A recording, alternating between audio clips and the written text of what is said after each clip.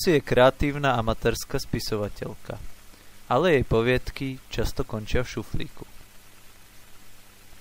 Toto je George. Keď bol mladší, chodil s priateľmi stanovať. Pri ohni hrávali hru.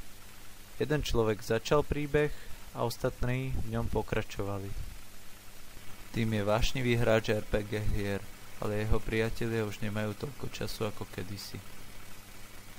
Margaret sa doma nudí. Vonku prší, chcela by si prečítať nejakú dobrú knihu, ale všetko, čo má doma, už prečítala.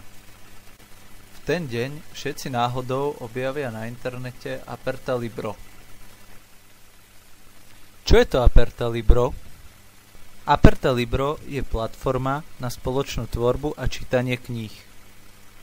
Knihy vznikajú spoluprácou autorov, a to na základe pridávania pokračovaní, alternatívnych pokračovaní a komentovaní výtvorov. A čo Margaret? Margaret konečne našla knihu, ktorú by si rada prečítala. Je to kniha, ktorú spolu píšu Lucy, George a Tim. Knihu však nečíta sama. Spolu s ňou ju čítajú mnohí ďalší. Pomocou komentárov sa môže podeliť o svoje názory. Aperta Libro je o písaní kníh pomocou spolupráce a prirodzeného výberu. Pritom je to ľahké, lebo byť kreatívny je zábava. Tiež je o čítaní kníh, pri ktorom nečítate sami, ale kniha vás spája s ostatnými. Ďakujeme za pozornosť a budeme radi, keď sa tiež zapojíte. Video pre vás pripravil Maťo a Zajo.